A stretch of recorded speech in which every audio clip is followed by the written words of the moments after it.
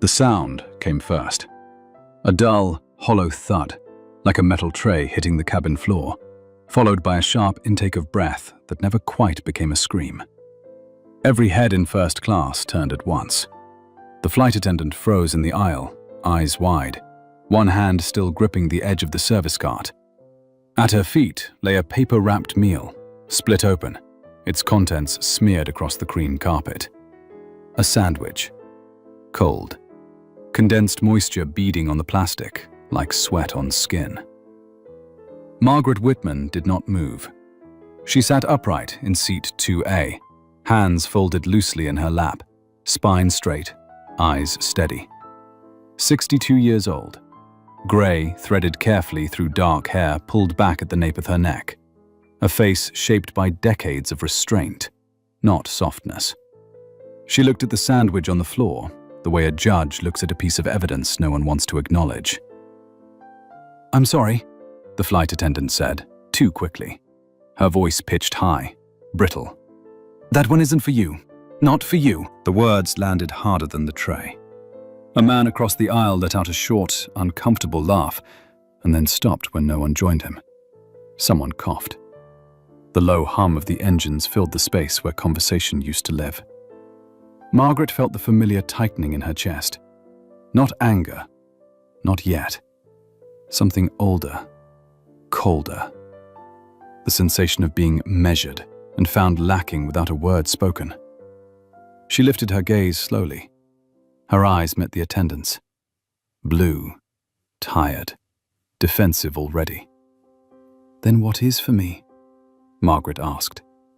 Her voice was calm, even, the kind of calm that unsettles people who expect apology or submission. The attendant hesitated. A flicker of calculation passed across her face, gone almost as quickly as it appeared. She glanced back toward the galley, then down at Margaret's clothes.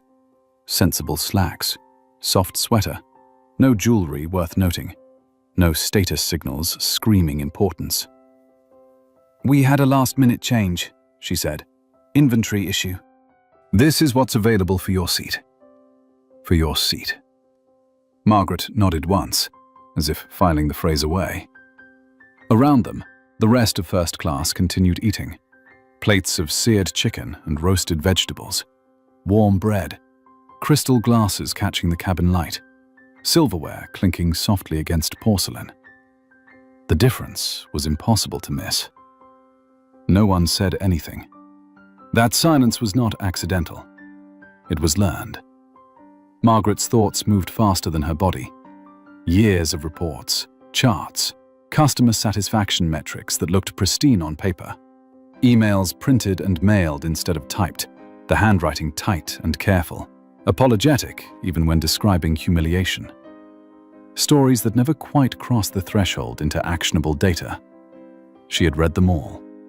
She had wondered if she was imagining patterns that were not there, if age had made her suspicious, if memory had sharpened old wounds into something sharper than reality. Now the sandwich lay on the floor between her shoes, and reality stared back.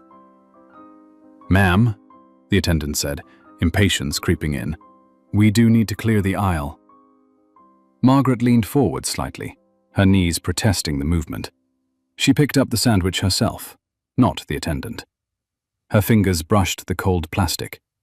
She placed it carefully on the tray table in front of her. The attendant exhaled, relief flashing across her face. Problem solved, she thought. Margaret did not eat it. She looked instead toward the window. Night pressed against the glass, broken only by the faint reflection of the cabin lights. Somewhere below them, the continent stretched wide and dark, indifferent to what was happening at 35,000 feet. Behind her, a man shifted in his seat. Robert Hayes, 71, former federal judge. Margaret knew his name not because he had introduced himself, but because she had read it on the manifest hours earlier. He had noticed everything. The slight delays, the way requests were acknowledged but not prioritized.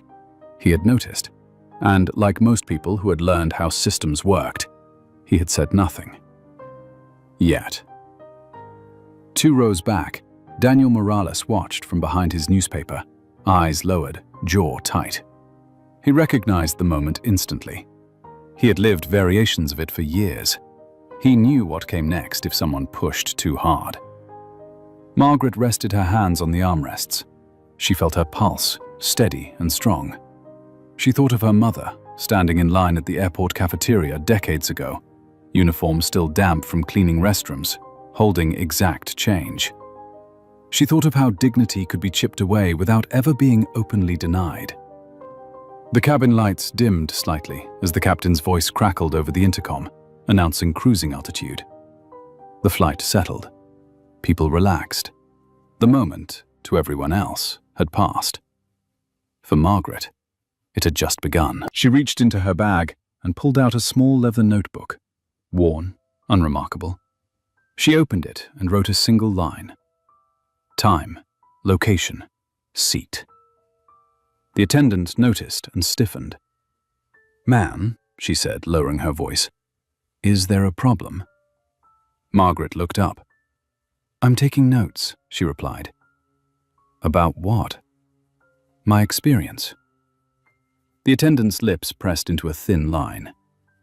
"If there's a complaint, you can file it after we land." Margaret met her gaze. "I am." There was no threat in her voice, no accusation. That was what made it dangerous. The attendant stepped back, scanning the cabin. Her eyes landed on the senior crew member near the galley entrance. A subtle shake of the head. A signal passed, silent and practiced.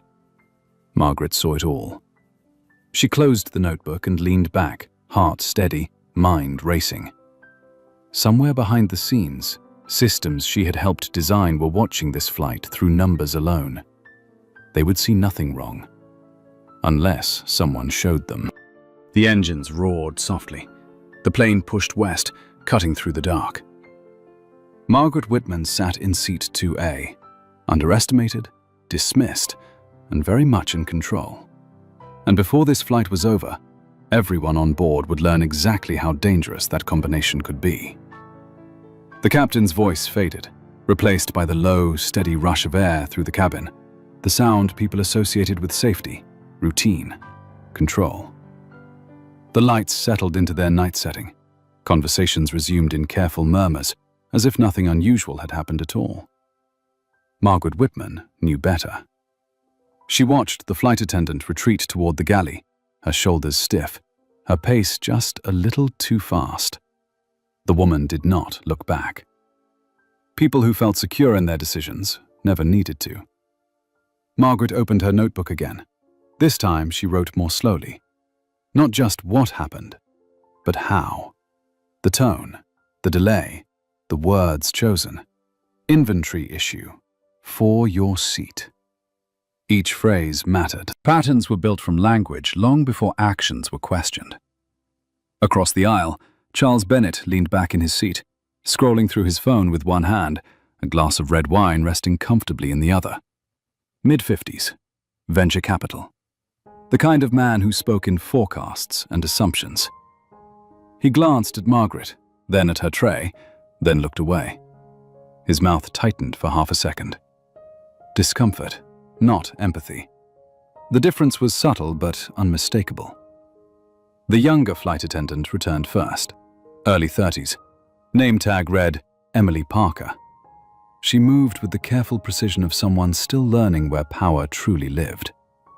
She stopped at Margaret's row, eyes flicking to the sandwich, then back to Margaret's face. "Can I get you anything to drink?" Emily asked. Margaret met her eyes. The question sounded genuine. That mattered. "Water would be fine," Margaret said. "Thank you." Emily nodded and turned toward the galley. She did not come back for several minutes. In that time, Linda Harris appeared. The senior flight attendant moved with confidence born of repetition. 56. Hair perfectly set. Uniform immaculate. The kind of woman who knew exactly how much authority her role carried and used it with restraint that felt like kindness, until it didn't. "Good evening," Linda said, stopping beside Margaret's seat.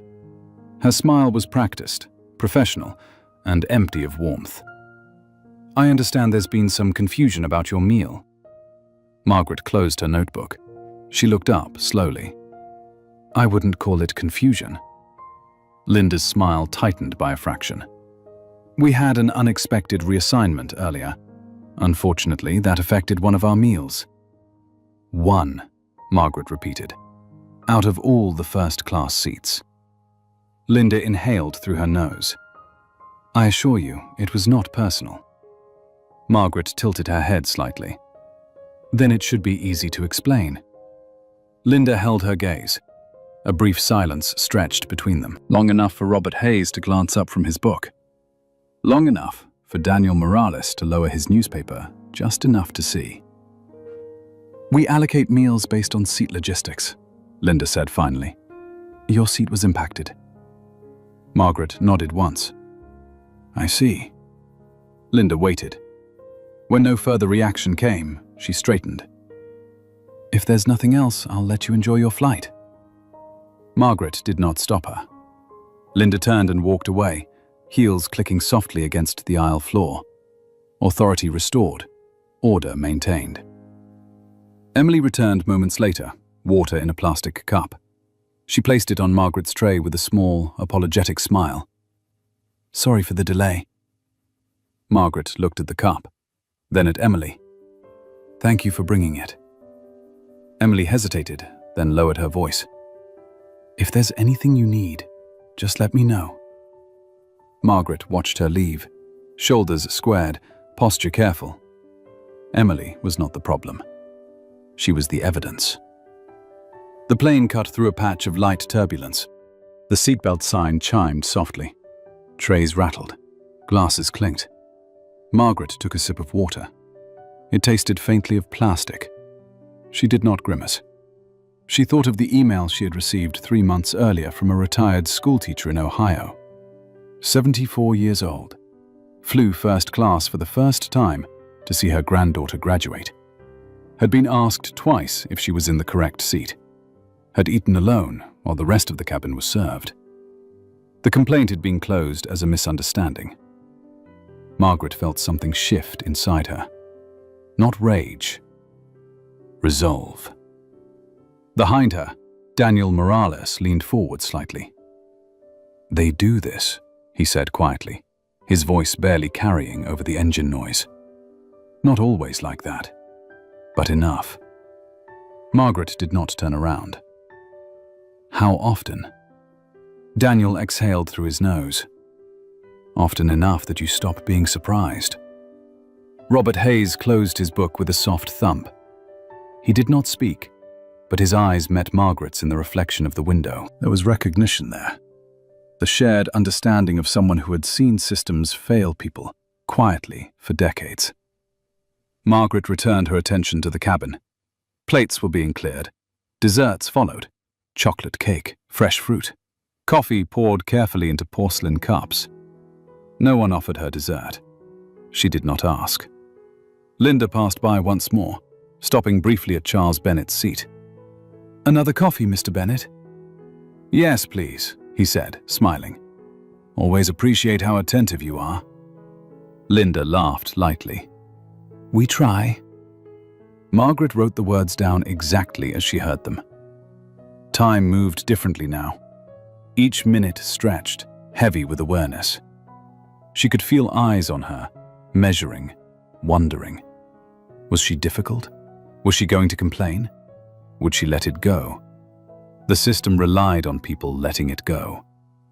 Margaret adjusted her sweater, fingers brushing the small earpiece hidden beneath her hair.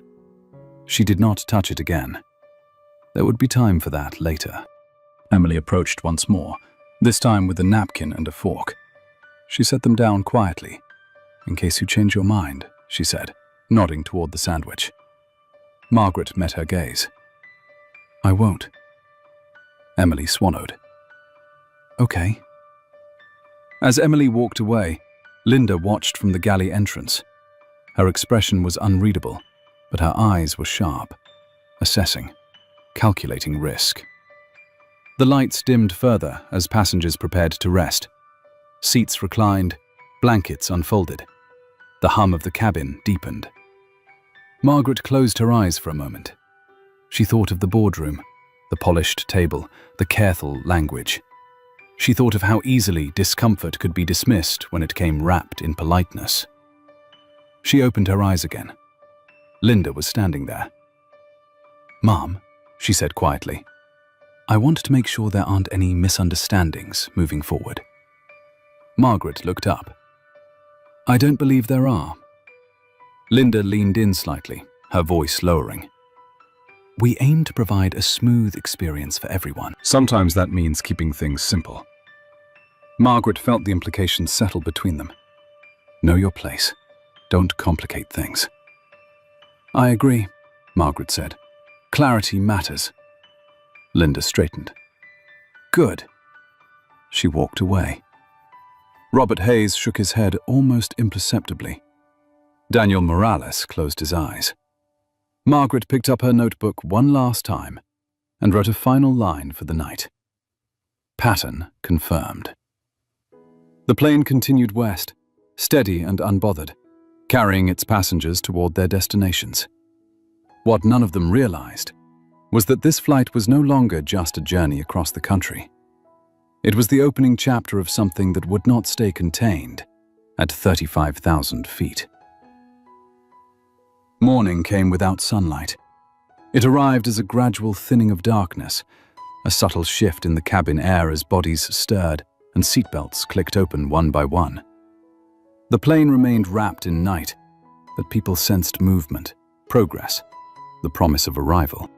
Coffee replaced wine. Voices grew louder, less careful. Margaret Whitman had not slept.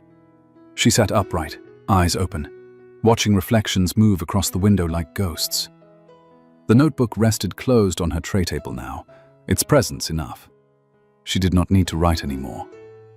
The pattern had repeated itself with quiet precision through the night. Fewer words, longer waits. No mistakes that could be easily named, only absences. Service resumed in the soft chaos of early morning. Emily moved quickly now, tension visible in the set of her shoulders. She offered coffee to the aisle before Margaret, then to the row behind her, correcting herself mid-step when she realized she had skipped a seat. "I'm sorry," Emily said, cheeks flushing. "Would you like coffee or tea?" Margaret studied her face. The fear was real. Fear of doing the wrong thing. Fear of doing the right thing. "Coffee," Margaret said. "Black." Emily nodded and hurried away. Linda watched from the galley, arms folded, posture rigid. She did not intervene. She did not smile.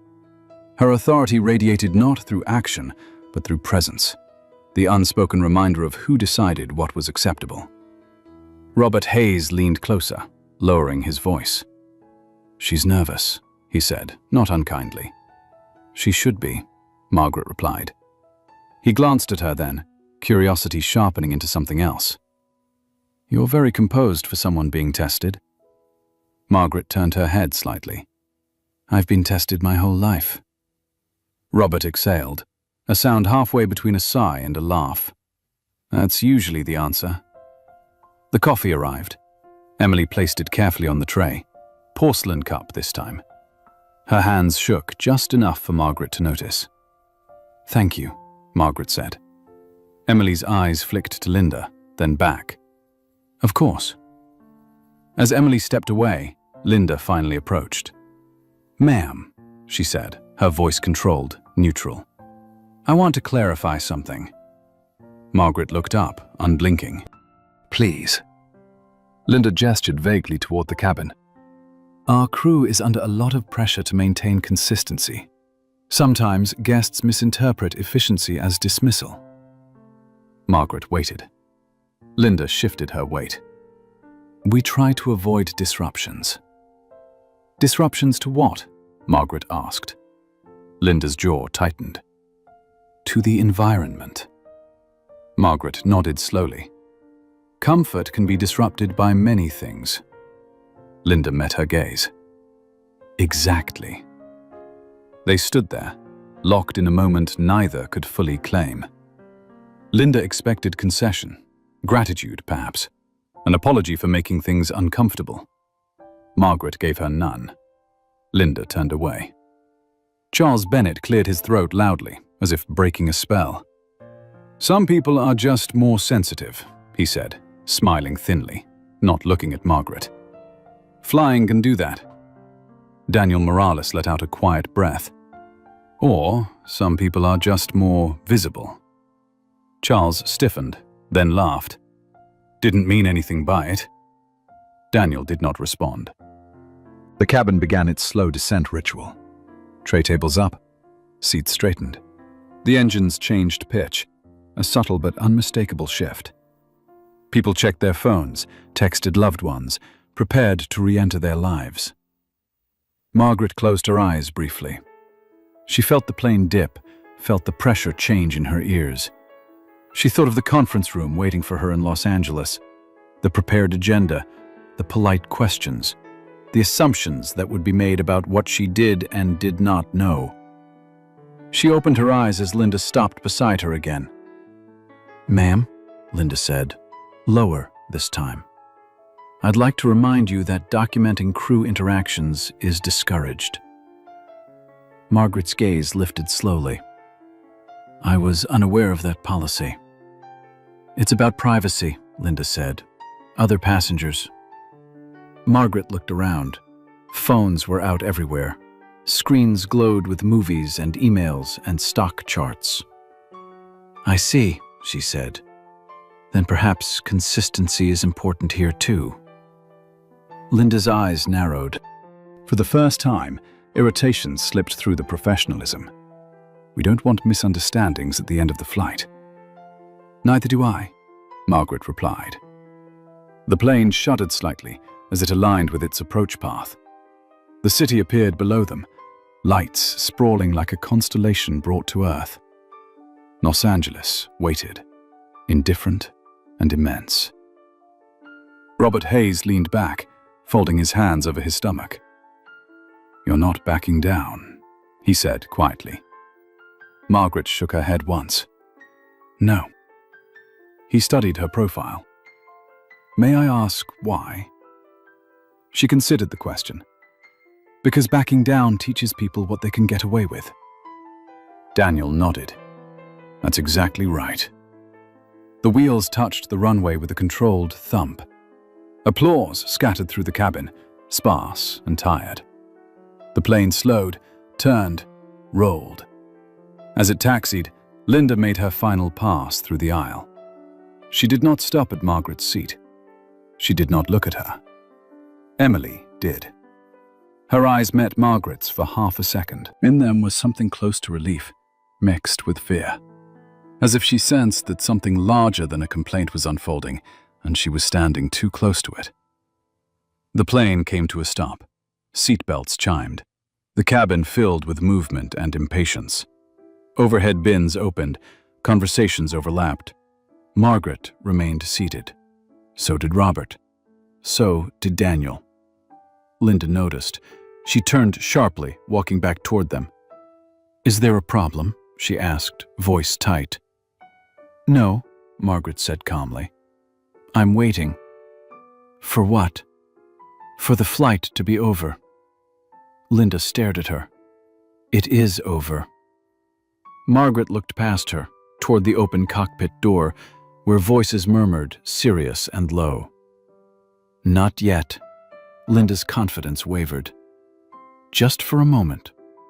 Behind her, Emily hovered near the galley, frozen. Charles Bennett stood, grabbing his bag, eager to leave. "This is unnecessary," Linda said. Margaret met her gaze. So was the sandwich. The words landed with weight. Linda's face flushed. She opened her mouth, then closed it. From the front of the plane, a man in a dark suit stepped into view. Not crew, not security. His eyes scanned the cabin with quiet authority. He stopped when he saw Margaret. She did not acknowledge him. He nodded once. Linda followed his gaze. Confusion crept across her face. Margaret felt the plane settle completely, the engines winding down, the journey ending.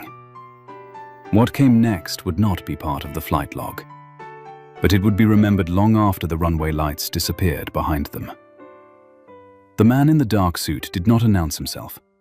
He stepped fully into the aisle only after most of first class had emptied, after the easy exits, after the people who never notice patterns had already moved on with their lives. His presence changed the air immediately, not through volume or force, but through certainty. He belonged to rooms where decisions were finalized, not debated. Linda Harris noticed too late. "Sir," she said automatically, posture snapping back into place.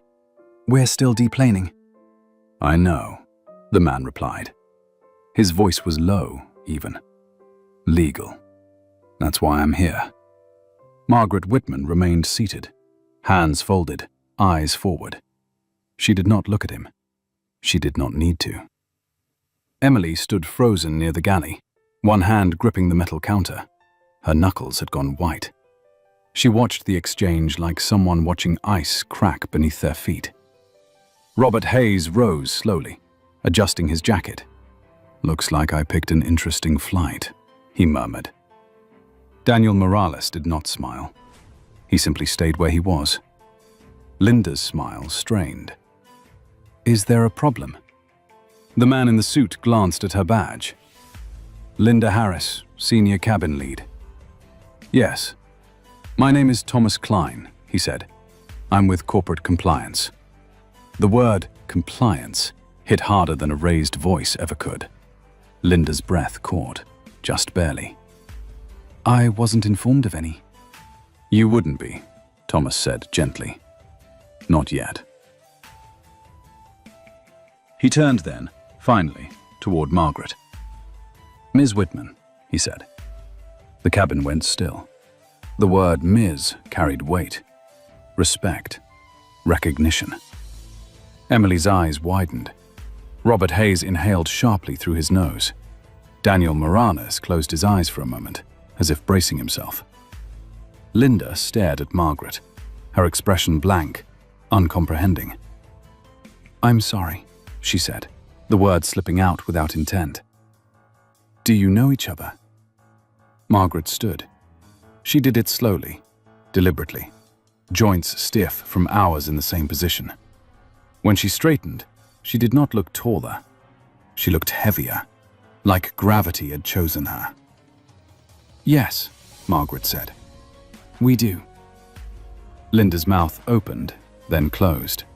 Her eyes flicked between Margaret and Thomas, searching for footing that no longer existed. Thomas stepped aside, clearing the aisle. "We've prepared a room just beyond the jet bridge," he said. "If you're ready."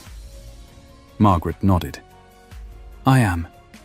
She turned to Robert and Daniel. "Thank you for staying." Robert met her gaze, something like admiration there now. Some things are worth missing a connection for. Daniel nodded once. "I've waited a long time to see someone not let it go." Linda found her voice again, thinner now. "Ma'am," she said, uncertainty bleeding through. "If there's been a misunderstanding, we can address it internally." Margaret looked at her then. Really looked. "There was no misunderstanding," she said. "That's why we're here." They walked off the plane together, Margaret, Thomas, the weight of what had happened trailing behind them like a wake. Emily watched them go, heart pounding. She felt exposed, implicated, relieved, and terrified all at once. She had followed procedure, mostly. She had also seen the lines no one was supposed to cross, and how easily they blurred. Linda remained frozen at the doorway until the last passenger passed. The jet bridge hummed softly.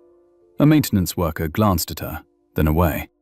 In the small conference room beyond the gate, the walls were glass and the lights unforgiving. A table, 4 chairs, bottled water untouched, a folder already waiting. Margaret took the seat at the head without comment. Thomas sat beside her. Across from them, Linda lowered herself into a chair that suddenly felt too small. She smoothed her uniform instinctively, as if fabric could restore authority. Another door opened. A woman entered. Late 40s, hair pulled tight, badge clipped to her jacket. Karen Liu, she said. Human Resources. Linda's throat tightened. This is highly unusual, she said. Karen's expression was neutral. So is the volume of data we collected tonight. Linda's eyes darted to Margaret. Collected? Margaret folded her hands on the table. Service times, language patterns, allocation discrepancies, behavioral cues. Linda's face flushed. You were monitoring us? Yes, Margaret said, and observing. Silence settled in the room. Heavy, inescapable. Karen opened the folder. This is not a disciplinary meeting, she said carefully. It's a fact-finding session. Linda laughed once, sharp and brittle. You're serious? Margaret met her gaze. Completely. Linda's composure cracked then. Just a hairline fracture, but enough. I've been with this airline for over 20 years, she said. I follow protocol. I treat everyone the same. Margaret leaned forward slightly. You believe that? Linda stiffened. I know it. Margaret's voice remained steady. Tonight, one first-class passenger received a downgraded meal. Only one. That passenger was older, dressed plainly, and did not fit the profile you unconsciously prioritize. Linda shook her head. That's not fair. Margaret did not raise her voice. Fairness is not defined by intent alone. Karen slid a printed timeline across the table. These are service intervals, she said. Yours. Linda glanced down. Her eyes scanned the page. Her breath hitched. That's not discrimination, Linda said weakly. That's efficiency. Margaret nodded once. That's what makes it dangerous. The room seemed to close in. Linda pressed her palms flat against the table. You're making me into something I'm not. Margaret's gaze softened just slightly. I'm showing you something you didn't want to see. Another silence, thicker this time. Karen closed the folder. You'll be placed on administrative leave pending review, she said. With pay. Linda's head snapped up. You can't. We can, Karen replied, and we will. Linda's eyes returned to Margaret. There was fear there now, and something else. Regret, perhaps, or anger without direction. Margaret stood. This isn't about ending careers, she said quietly. It's about ending patterns. She turned toward the door. Behind her, Linda's voice broke. What about the others? Margaret paused. They'll be examined too. She did not look back. Outside, the terminal buzzed with life. Screens flashed arrivals and departures. Families reunited. Business travelers checked watches. No one noticed the woman walking steadily through the corridor, face calm, shoulders squared. Emily stood near the gate, waiting, heart racing. Margaret stopped when she reached her. Emily. Emily straightened. Yes, Mom. Margaret met her eyes. You did not cause this. Emily swallowed. I should have said more. Margaret shook her head gently. You said enough. The rest is on us. Emily nodded, tears threatening. Thank you. Margaret walked on. Behind her, systems began to shift. Slowly, reluctantly, but unmistakably. And for the first time that night, the imbalance had a name, a record, and a reckoning already in motion. The first headline appeared before sunrise. It wasn't loud. It didn't scream scandal. It slipped quietly onto a business news ticker between market futures and weather alerts. Internal review launched after passenger complaint on Liberty Sky's transcontinental flight. No names, no footage. Just enough to make people who understood systems pause and read twice. Margaret Whitman saw it from the back seat of a town car rolling through early Los Angeles traffic. The city looked washed clean by night air, streets still half asleep, palm trees standing like sentinels against a pale sky. She did not react to the headline. She had known it would come. What mattered was not the timing, but who noticed. Thomas Klein sat beside her, tablet resting on his knee. "Legal is already getting calls," he said, mostly from people asking what this is not about. Margaret looked out the window. "That's always the first question." "They're nervous," Thomas added. "Mid-level management especially." "They should be," she said. At headquarters, the building felt different. Same glass, same steel, same lobby with its polished floors and curated art meant to signal calm authority. But the air had changed. Conversations stopped when Margaret passed. People straightened. Smiles came a half-second late. She entered the executive floor without ceremony. No assistants flanking her, no announcements. Just the soft click of her shoes and the awareness spreading ahead of her like a ripple. The first meeting was already waiting. Karen Liu stood near the conference table, legal counsel on one side, operations on the other. Faces she had known for years. Faces that had signed off on quarterly reports praising service consistency and cultural alignment. They all stood when Margaret entered. "Sit," she said. They did. Karen began, careful, precise. "We've reviewed preliminary data from the flight. The findings suggest differential service patterns that may warrant further investigation."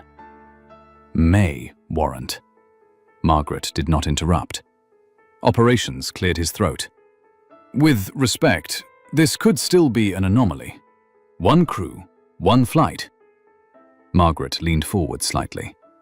"How many anomalies does it take before it becomes a system?" No one answered. Legal shifted in his chair. "There are exposure concerns," he said. "If this escalates publicly, we're looking at potential class action territory." Margaret nodded. "Good. Then we'll be precise." She slid a folder across the table. Inside were excerpts from handwritten letters, emails, transcripts from recorded calls that had been categorized as resolved without escalation. "These were all closed," she said. "Do you know why?" Operations glanced down, uncomfortable. "Lack of corroboration? Subjective experience?" Margaret's voice sharpened. "Because the system was designed to doubt the people least likely to push back." Silence settled in. Karen spoke again, slower now. "We've placed Linda Harris on administrative leave. Several others are under review." Margaret looked at her. "Linda Harris is not the story." Karen hesitated. "She was the senior lead." "She was the visible lead," Margaret corrected. "That's not the same thing." Thomas tapped his tablet. "We've cross-referenced service logs from the past 18 months. The same patterns appear across routes, same descriptors, same types of passengers." Operations frowned. "That kind of analysis wasn't part of our standard audits." Margaret's gaze hardened. "That's the point." The meeting ended without resolution. That was intentional. Margaret wanted discomfort to linger. Clarity would come later. Outside the room, whispers followed her. Not accusations, questions, the most dangerous kind. By midday, the second headline hit. Senior flight attendant placed on leave amid internal review. Social media noticed. Speculation bloomed. Someone leaked a blurry photo from the jet bridge. Not enough to identify faces, but enough to suggest authority moving quietly. Margaret watched it unfold from her office, the door closed, blinds open. She had learned long ago that secrecy fed panic. Transparency, even partial, forced people to choose sides. Her phone rang. Unknown number. She answered it. "Ms. Whitman," a voice said. Male, measured. "This is Charles Bennett." She remembered him instantly. The wine, the smile, the comment. "Yes," she said. I remember. There was a pause. I didn't realize who you were. That's rarely the issue, Margaret replied. I wanted to clarify, he said quickly. I wasn't trying to dismiss anything on the flight. I just think things can get blown out of proportion. Margaret closed her eyes briefly. Mr. Bennett, you called someone sensitive when they were being diminished. That's not proportion. That's deflection. Silence on the line. I thought you should know, he said finally, that people are talking. Investors. They're worried. Margaret opened her eyes. Then they should listen. She ended the call. An hour later, Karen returned, expression tight. We have a complication. Margaret looked up. We always do. The crew union, Karen said. They're pushing back. They're framing this as executive overreach. Margaret nodded. Of course they are. They're especially concerned about anonymous monitoring, Karen added. They're questioning the legality. Thomas stepped in. We were within compliance. Barely. But perception is another matter. Margaret stood, moving toward the window. Outside, the city pulsed with life, oblivious. This was never going to be clean, she said. Change never is. Karen hesitated. There's something else. Margaret turned. Emily Parker, Karen said, the junior attendant. Margaret's jaw tightened almost imperceptibly. What about her? She submitted a statement, Karen said, voluntarily, against her supervisor. Margaret exhaled slowly. That took courage. It also puts her at risk, Karen said. Retaliation claims, career damage. Margaret did not hesitate. Protect her. Karen nodded. We will. Late afternoon brought another development. An internal memo began circulating without authorization. A draft policy. A phrase repeated in bold. Dignity first. Margaret recognized the language immediately. Her language. Someone had leaked it. Thomas shook his head. It's premature. Margaret's eyes narrowed. Or it's inevitable. Her assistant knocked softly, then entered. Mom, there's a reporter downstairs. Says she has confirmation from multiple passengers on the flight. Margaret considered this. Let her wait. Evening fell. The city lights came alive. Phones continued to buzz. Messages stacked. Pressure built. Margaret remained at her desk long after most of the floor had emptied. She reread Emily's statement.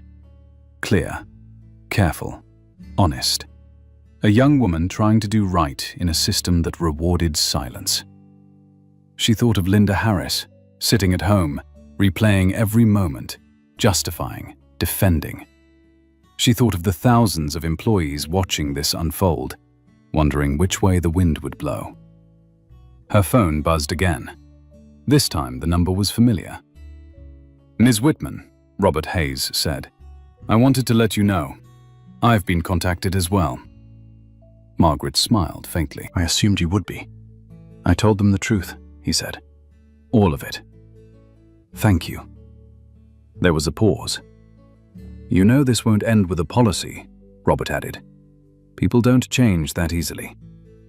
Margaret looked out at the city one more time. I know, she said, but systems can. She ended the call and closed her notebook for the last time that day. Outside, the story continued to grow, spreading beyond a single flight, beyond one woman, into something larger and harder to contain. And somewhere between fear and resistance, the truth was no longer willing to stay quiet. By the sixth day, the story no longer belonged to Liberty Skies. It belonged to the country. Morning television ran segments with split screens and calm voices, calling it a conversation about service standards, while carefully avoiding the word discrimination. Opinion columns followed by noon, each one written with a different angle, none of them neutral. Some praised decisive leadership. Others warned about executive theatrics and the danger of governing by anecdote. Margaret Whitman read none of it. She was already in the smaller boardroom when the first director arrived, jacket over his arm, expression tight. One by one, they filtered in. 12 people who controlled billions in assets, decades of institutional memory between them. They took their seats without the usual small talk. This meeting had weight. The chairman, Harold Klein, cleared his throat. 70 years old, former regulator, a man who believed deeply in process and had little patience for moral urgency. "We need to talk about scope," he said. Margaret folded her hands on the table. "We are." Harold nodded toward the screen at the far end of the room. Headlines scrolled silently. "This started as an internal review. It's becoming something else." "Because it is something else," Margaret replied. A director on her left leaned forward. "With respect, Margaret, perception is running ahead of facts." "We don't yet have a completed investigation." Margaret met his eyes. "We never do when the people affected are the ones without leverage." A murmur rippled through the room. Not disagreement, recognition. Another director spoke up, a woman in her early 60s who had built her career in consumer protection. "We're hearing from advocacy groups," she said. "They want timelines, commitments." Harold raised a hand. "And we're hearing from investors who want reassurance that we haven't lost control of the narrative." Margaret leaned back slightly. "We never controlled it. We just benefited from who wasn't believed." Silence followed. Uncomfortable. Necessary. The General Counsel spoke next.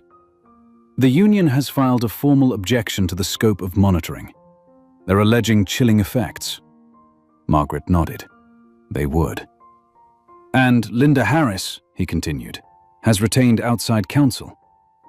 Margaret's gaze remained steady. "She's entitled to." Harold exhaled. "This is exactly the kind of escalation we try to avoid." Margaret looked around the table. "Avoidance is how we got here." The room stilled. At that moment, Karen Liu entered quietly and took a seat against the wall. She did not speak. She did not need to. Margaret stood. "I want to be clear," she said. "This is not about one crew member or one flight. This is about how power operates when no one thinks they're being watched. We have data now, not just from that night, from years." A director shook his head. "Why wasn't this surfaced earlier?" Margaret did not hesitate. "Because we didn't ask the right questions. We measured speed, efficiency, satisfaction scores. We never measured dignity." Harold tapped his pen against the table. "Dignity is not a metric." Margaret met his gaze. "Then we need to build one." The meeting ended without a vote. That, too, was deliberate. Lines had been drawn. They would harden soon enough. Downstairs, a different meeting was underway. Emily Parker sat in a small conference room with 2 HR representatives and a legal advisor. Her hands were clasped so tightly, her fingers ached. She had never been in a room like this before, never been asked to speak so carefully. "Take your time," Karen said gently. Emily swallowed. "I didn't plan to say anything," she admitted. "I just couldn't not say it." The legal advisor nodded. "What made you decide?" Emily stared at the table. "Because if someone like her—" She paused, then corrected herself. "If that passenger hadn't been who she was, nothing would have happened. And that felt wrong." Karen's voice softened. "You understand there may be consequences." Emily looked up. "I already know there are consequences for staying quiet." That answer stayed with Karen long after the meeting ended. By afternoon, the leak everyone feared arrived. A major airline trade publication published an analysis based on internal scheduling and service allocation data. Anonymous sources, redacted charts. The conclusion was careful, but damning. Patterns of differential treatment correlated with age, race, and perceived socioeconomic status. Liberty Sky's stock dipped 3 points before stabilizing. Margaret watched the numbers flicker, then disappear. She turned away from the screen. Her phone rang again. Unknown number. "Ms. Whitman," a woman's voice said, firm, controlled. "This is Senator Elaine Porter." Margaret closed her office door. "Senator." "We're convening a hearing next month on airline service equity," Porter said. "Your name has come up."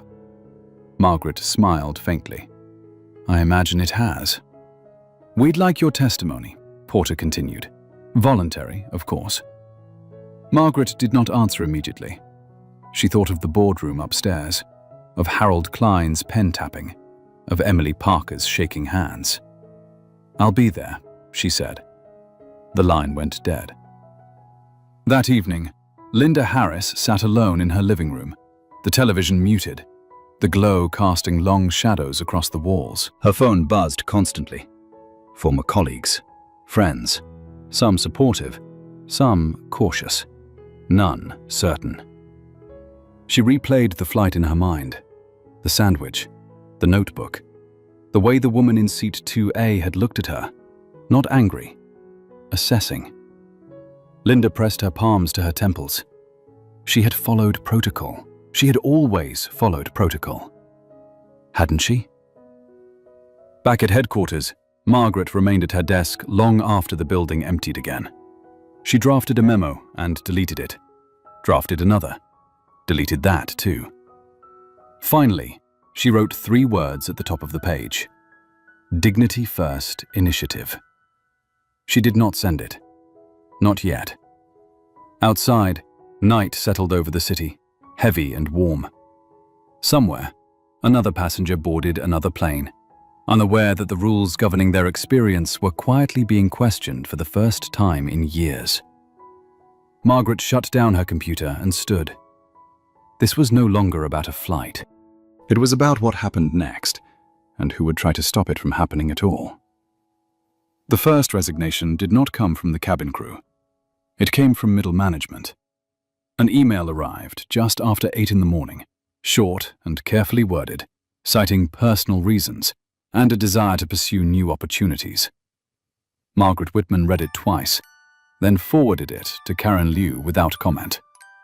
People rarely left systems they believed would protect them. Departure was its own kind of confession. By noon, 2 more followed. The atmosphere inside Liberty Sky's headquarters had shifted again. Fear had matured into calculation. Conversations happened behind closed doors. Hallway greetings became curt, eyes scanning before words were spoken. The organization was no longer asking whether change was coming. It was asking who would survive it. Margaret spent the morning with compliance and analytics, not in the main boardroom, but in a windowless operations suite designed for crisis simulations. Screens glowed with charts that now told a different story. Same data, new questions. Route clustering is undeniable, the analyst said, voice tight. It's not random. Certain crews, certain leads. Margaret leaned forward, elbows on the table. And when those leads are removed? The analyst hesitated. The pattern weakens, not disappears, but weakens. That's enough, Margaret said, for now. Across the country, Linda Harris sat in a conference room with her attorney, listening as words like mitigation and narrative control floated past her. She felt like she was watching someone else's life being discussed in legal shorthand. They don't have proof of intent, the attorney said. That matters. Linda nodded numbly. I never intended anything. Intent again, always intent. What they have is pattern, the attorney continued. And pattern is harder to argue against when it's documented. Linda stared at the table. She thought of the countless flights, the micro-decisions, the unspoken shortcuts. She had believed consistency meant treating situations the same, not people. Her phone buzzed. A message from a former colleague. "Heard they're looking beyond you now." Her stomach dropped. Back at headquarters, the union issued a formal statement, strong language, defending frontline workers, warning against scapegoating, calling for transparency while demanding protection. Margaret read it carefully. She understood unions. She respected them. They existed because power, left unchecked, always pressed downward. She drafted a response herself. No accusations, no defensiveness. An invitation to dialogue, a promise of due process. A reminder that accountability and protection were not opposites. Karen read it twice. "They won't like this," she said. Margaret nodded. "They don't have to like it." The press conference was unavoidable now. Margaret stood behind the podium in a room packed with cameras and microphones, the Liberty Skies logo looming behind her. She wore a simple navy suit, no jewelry, no notes. Reporters leaned forward as she approached. Questions spilled out before she even reached the microphone. She waited. The room quieted. "We are reviewing our service practices," Margaret began, her voice steady, measured, not because of one incident, but because of what that incident revealed. A hand shot up. "Are you admitting discrimination?" Margaret did not flinch. "I am admitting responsibility." Another voice. "Is this about the sandwich incident?" Margaret's gaze swept the room. It was never about the sandwich. Cameras clicked. "This company has relied on metrics that told us we were performing well," she continued. "What those metrics did not capture was how some passengers experienced our service when they did not look like our ideal customer." Murmurs rippled through the room. "We are not suspending judgment," Margaret said. "We are examining systems. That takes time. It takes honesty. And it takes discomfort." A reporter shouted, "Will there be firings?" Margaret paused. "There will be consequences. Not all of them will be public, but they will be real." That answer landed harder than any name ever could. Across town, Emily Parker watched the conference on her phone from her small apartment, heart pounding. She had barely slept. Her inbox was full of messages she was afraid to open. One from HR stood out. Protected status confirmed. Direct reporting line established. She exhaled for the first time in hours. Later that afternoon, Margaret met with Thomas Klein in her office. He closed the door behind him. "The Senator's office is requesting documentation," he said. "They want internal memos, audits, the works." Margaret nodded. "They'll get them." Thomas hesitated. "This will invite scrutiny beyond aviation." Margaret's eyes hardened. "Good." She stood and walked to the window again. Below, traffic crawled, indifferent. "If this stops with us," she said, "then we've failed." Thomas studied her profile. "You know this could define your legacy." Margaret did not turn. "It already has." By evening, the board reconvened. This time, the tone was different. Less resistance, more caution. Harold Klein spoke first. "We're receiving pressure from regulators." Margaret met his gaze. "That pressure existed before this. We just pretended it didn't." A director cleared his throat. "We need to consider leadership exposure." Margaret leaned forward. "If this company needs a different leader to do the right thing, say so." The room went still. No one spoke. That silence was an answer. Later that night, Linda Harris sat alone again, the television still muted. She replayed Margaret Whitman's press conference on her phone, watching the woman speak with calm authority, never raising her voice, never apologizing for seeing what others had chosen not to. Linda closed her eyes. For the first time, doubt crept in. Not doubt about the company, doubt about herself. At headquarters, Margaret remained at her desk, the building nearly empty. She opened the draft memo once more. Dignity First Initiative stared back at her. This time, she added a subtitle: System-Wide Accountability Framework. She saved it. Outside, another headline began to form, another analysis, another conversation. The story was no longer about whether something had gone wrong. It was about how far the truth would be allowed to travel before someone tried to stop it. The night before the hearing, Margaret Whitman slept for exactly 3 hours. Not because of nerves, because of memory. She lay awake in her guest room in Washington, listening to the faint hum of traffic beyond the curtains, watching the digital clock crawl forward minute by minute. She had testified before. Regulatory panels, transportation committees, budget oversight rooms where the questions were technical and the outcomes negotiated long before anyone sat down. This would not be that. At 7 in the morning, her phone vibrated once on the nightstand. No ringtone, no message preview, just a signal. Thomas Klein. She answered without speaking. "They're moving," he said. "Who?" Margaret asked. "A coalition of former senior crew leads. Quiet so far.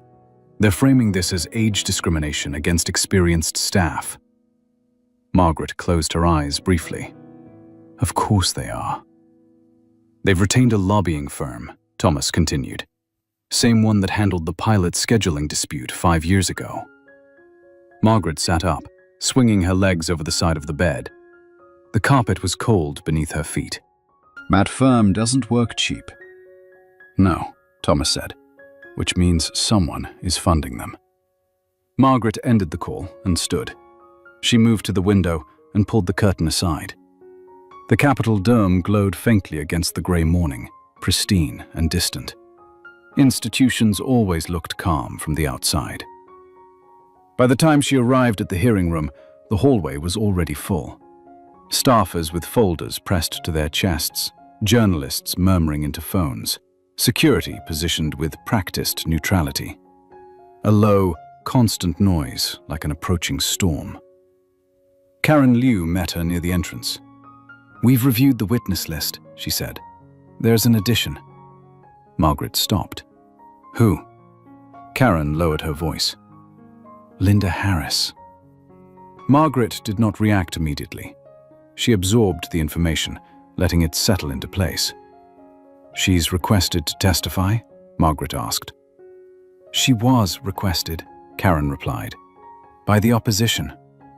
Margaret nodded once. "Then she should." Karen searched her face. "Are you sure?" Margaret looked past her, down the long corridor. "This only works if everyone speaks." Inside the hearing room, the air was stale with anticipation. Senators sat elevated behind the dais, papers neatly arranged, expressions carefully neutral. The audience filled quickly. Advocates, union representatives, industry executives pretending not to recognize one another.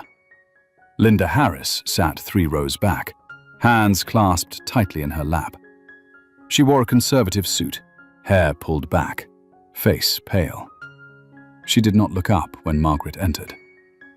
Margaret took her seat at the witness table, posture straight, gaze forward. The microphone loomed inches from her mouth. She adjusted it once, then folded her hands. The chairwoman called the session to order. "Ms. Whitman," she began, "you've built your career on operational excellence. Why should this committee believe that your recent actions are not a reactionary overcorrection?" Margaret leaned toward the microphone. "Because they are overdue." A murmur rippled through the room. "For years," Margaret continued, "we measured what was easy to measure. Speed, volume, cost. We did not measure how people were treated when they did not fit a preferred narrative. That failure was not sudden. It was systemic." A senator leaned forward. "Are you suggesting your company tolerated discrimination?" Margaret did not blink. "I am suggesting that we tolerated silence." Linda Harris shifted in her seat. Another senator spoke. You initiated an undercover audit. Do you believe that was ethical? Margaret's voice remained steady. I believe that systems behave differently when they think no one important is watching. That is precisely when you learn the truth. The opposition witness spoke next, a polished consultant, calm, confident. He warned of executive overreach, of morale damage, of reputational harm inflicted by public introspection. Then Linda Harris was called. She rose slowly, legs stiff, eyes fixed on the table ahead. She took the oath, voice barely audible, then sat. A senator addressed her gently. Ms. Harris, you've been portrayed as emblematic of a larger problem. How do you respond? Linda swallowed. Her fingers tightened. She glanced briefly at Margaret, then away. I followed policy, Linda said. I did what I was trained to do.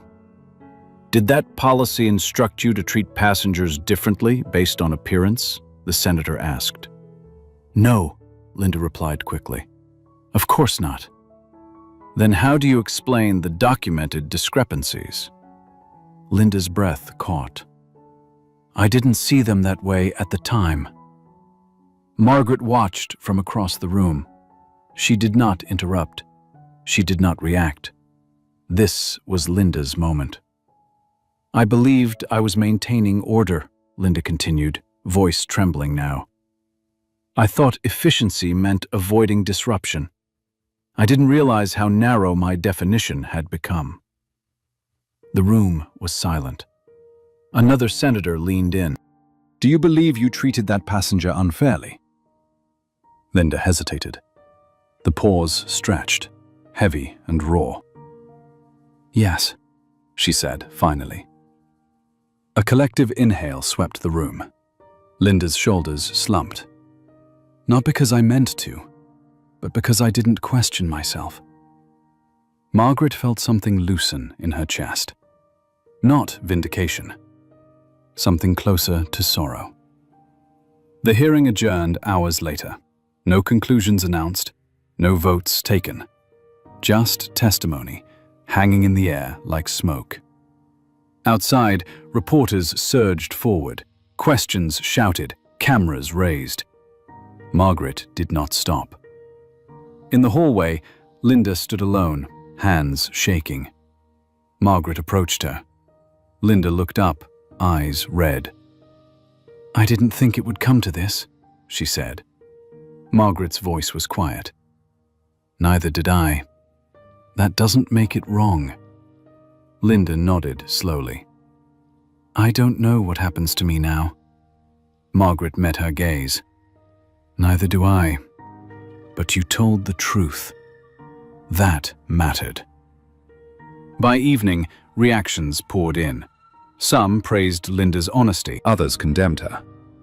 The union softened its stance, just slightly. The lobbying firm went silent. Back at the hotel, Margaret sat at the desk, reviewing emails. One caught her attention. Subject line simple. Emily Parker. Thank you for protecting me. I watched the hearing. I'm still scared, but I don't regret speaking up. Margaret closed her eyes and leaned back. Outside, Washington glowed with institutional confidence. Inside, something had shifted again. This was no longer a battle between management and labor, or executive and crew. It was a reckoning between habit and conscience, and it was far from over. The backlash arrived on a Sunday morning. Margaret Whitman was halfway through her coffee when the first headline crossed her tablet. She did not spill a drop. She had lived long enough to recognize the sound of coordinated resistance. It was never loud at first. It began as whispers that agreed too neatly.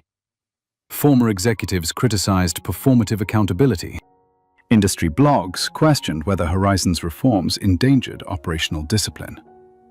A retired airline president appeared on a cable news panel, shaking his head slowly, saying words like overcorrection and unintended consequences. By noon, the narrative had hardened. Margaret closed the tablet and stood at the window of her office. Below, the operations center moved with its usual precision. Screens glowed, phones rang, flights departed on time. The system had not collapsed, despite predictions. Karen Liu knocked once and entered. "We've confirmed it," she said. "The funding trail leads back to 2 consulting groups that lost long-term contracts after the reforms." Margaret exhaled slowly. "So this is not about principle?" "No," Karen said. "It's about power." Margaret turned. "Who's wavering?" Karen hesitated. "A few regional directors, mostly older. They're not opposing the protocol outright. They're just slowing implementation." Margaret nodded. Resistance rarely announced itself. It delayed. It questioned. It waited for fatigue. "Schedule a leadership call," Margaret said. "All levels. No talking points." Karen raised an eyebrow. "No agenda?" Margaret's mouth curved slightly. "Just one question." The call connected at 4 in the afternoon. Dozens of faces filled the screen. Some attentive, some guarded, some already defensive. Margaret did not open with data. She did not open with authority. She opened with silence. It stretched long enough to unsettle. "Tell me," she said finally, her voice calm, "what you're afraid of losing." No one spoke. Margaret waited. A man in Denver cleared his throat. "We're worried about being second-guessed," he said, "that every decision will be scrutinized." Margaret nodded. "Good." Another voice joined in. "We're worried about complaints increasing."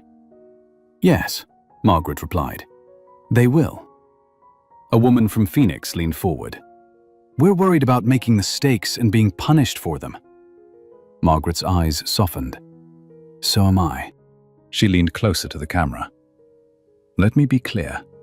This protocol does not punish mistakes. It punishes patterns."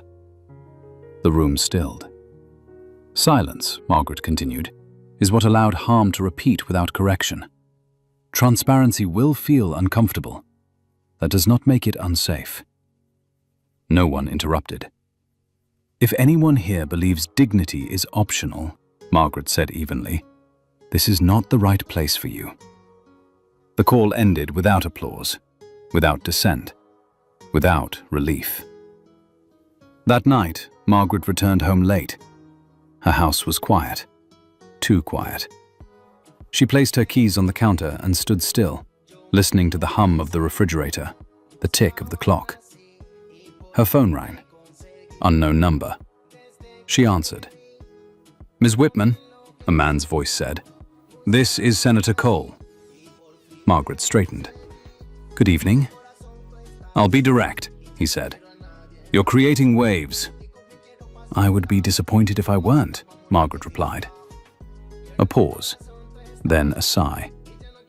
"The industry is watching you. So is the committee." "And?" Margaret asked. "And some of my colleagues think you're pushing too fast." Margaret walked to the dining table and sat. "Senator, injustice does not slow down for comfort." Silence again. "Be careful," he said finally. "Power does not like to be exposed." Margaret smiled faintly. "Neither does prejudice." The line went dead.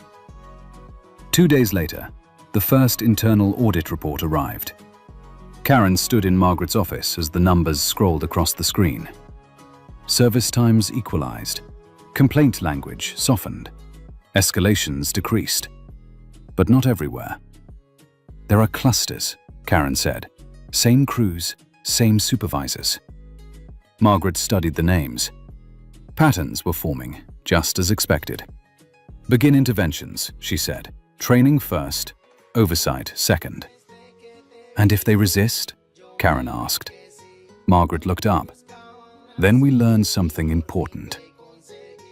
The media storm intensified. An op-ed accused Horizon of undermining merit. Another suggested older employees were being scapegoated. Margaret read every word. Not to respond, to understand. Then came the email. From a gate agent in Ohio. 61 years old, 35 years with the company. I never thought I was part of the problem, but I see it now. Thank you for not firing me before I had the chance to learn. Margaret closed her eyes. Change did not arrive as applause. It arrived as letters like this. A week later, Margaret boarded a flight from St. Louis to Seattle. Not undercover, not announced, just another passenger. She sat in the middle of first class. No entourage, no special treatment. The cabin filled slowly. A young mother struggled with a carry-on. A flight attendant helped without hesitation. An older black man asked a question about connections. He was answered with patience. Margaret watched, quietly. The lead attendant approached her. "Good afternoon," she said warmly. "May I get you something to drink?" Margaret smiled. "Water is fine." The attendant nodded and returned moments later with a glass. Crystal. No rush, no edge. Across the aisle, the older man caught Margaret's eye. He smiled. Just a small one. A recognition not of status, but of humanity. Something settled in Margaret's chest. After landing, as passengers disembarked, the lead attendant stopped Margaret gently. "Miss Whitman," she said softly. Margaret froze. "I recognized you," the woman continued quickly. "I just wanted to say thank you for making it easier to do the right thing." Margaret held her gaze. "You always could." The woman swallowed and nodded. Outside the terminal, the air was cool. Margaret breathed deeply. The world had not changed all at once, but it had shifted, enough to matter. That evening, she received a final message from Karen. One more director resigned today, voluntarily. Said he didn't believe in the protocol. Margaret typed back. Then he made the right decision. She set the phone down and looked out at the darkening sky. This was not victory. It was responsibility. And tomorrow, it would begin again. The ceremony took place in a hangar that still smelled faintly of jet fuel and polished metal. Margaret Whitman stood beneath the wing of an aircraft that had flown more miles than most people ever would. The paint along its nose bore tiny scars from years of service, each one earned honestly. She liked that they had chosen this space instead of a ballroom. It felt appropriate, grounded, real. Rows of folding chairs filled with people who did not usually share the same room. Flight attendants in uniform sat beside mechanics in oil-stained jackets, gate agents, dispatchers, pilots. A few reporters lingered near the back, notebooks closed for once, watching rather than hunting for a soundbite. Margaret waited until the low murmur faded on its own. She did not raise her voice. She never had to. "When this airline was founded," she began, "it promised to take people where they needed to go. Somewhere along the way, it forgot to ask how people were treated while getting there." A ripple moved through the crowd. Not applause, recognition. "I did not discover that problem from a spreadsheet," Margaret continued. "I discovered it from a seat, from silence, from the way a person is looked past rather than looked at." She paused. The memory flickered behind her eyes. Not bitterness, clarity. "Some of you lost colleagues," she said. "Some of you lost routines. Some of you lost the comfort of saying, 'This is how it's always been.'" She nodded once. Change costs something, but so does staying the same. Rachel Thompson stood off to the side, hands clasped tightly in front of her. She was no longer wearing a flight attendant uniform. Her jacket was simple, navy blue, unmarked. She looked older than she had months ago, not in years, but in gravity. Margaret turned toward her. Rachel did not create the problem we confronted. She refused to keep protecting it. Rachel swallowed hard. "That refusal is not rebellion," Margaret said. "It is leadership." Applause rose this time. Slow. Earned. Rachel's eyes shone, but she did not cry. She had already done enough of that in private. Margaret stepped back and allowed others to speak. A pilot who admitted he used to stay silent. A customer service supervisor who said she finally slept through the night. A gate agent who said passengers now met her eyes more often. No one claimed perfection. No one pretended it was easy. Afterward, as the crowd thinned, Margaret walked alone along the length of the aircraft. Her hand brushed the cold metal skin. She felt the vibration of a system still in motion. Karen Liu approached quietly. "The board vote passed unanimously," she said. Margaret nodded. "It always does, eventually." "And the numbers," Karen added. "Customer retention is up again. Employee turnover is down." Margaret smiled faintly. That's what happens when people stop bracing for impact. Outside, dusk settled over the runway. Lights flickered on, guiding planes home. Later that night, Margaret sat in her office with the door open. No entourage, no ceremony. Just paperwork and the soft hum of air conditioning. Her phone buzzed. A message from an unfamiliar number. "Flew with you today. Didn't know who you were. Just wanted to say it felt different. Thank you." Margaret stared at the screen for a long moment. Then she placed the phone face down and leaned back in her chair. This was why she had done it. Not for headlines, not for awards. For moments like this, that never made the news. She thought of her mother again. The way she had pressed uniforms smooth at dawn. The way she had taught Margaret to stand still without shrinking. You do not need permission to insist on dignity. You just need endurance. The following morning, Margaret boarded another flight. Same airline, different route. She chose an aisle seat this time. Not first class, not economy. Somewhere in between. A young flight attendant greeted her. Nervous, kind, trying. "Good morning," the attendant said. "Welcome aboard." Margaret returned the smile. "Good morning." The flight lifted smoothly into the sky. Sunlight poured through the window, illuminating faces of every age, shape, and shade. People settled in. Conversations began. A quiet, ordinary miracle of movement. No one stared at Margaret. No one deferred. No one dismissed.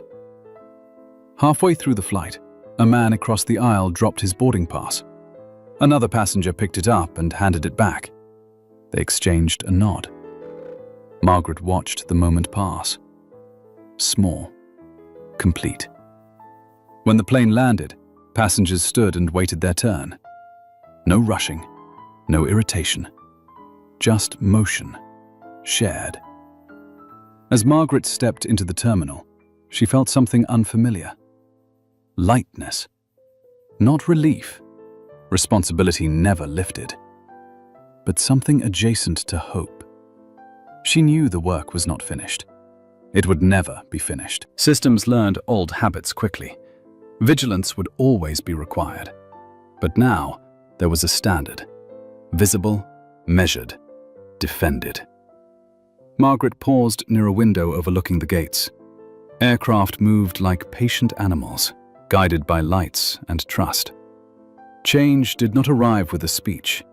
It arrived with thousands of ordinary decisions made correctly when no one important was watching. She turned and walked on. If this story resonated with you, take a moment to like and subscribe, and tell us what you think by commenting 3 words: dignity over silence.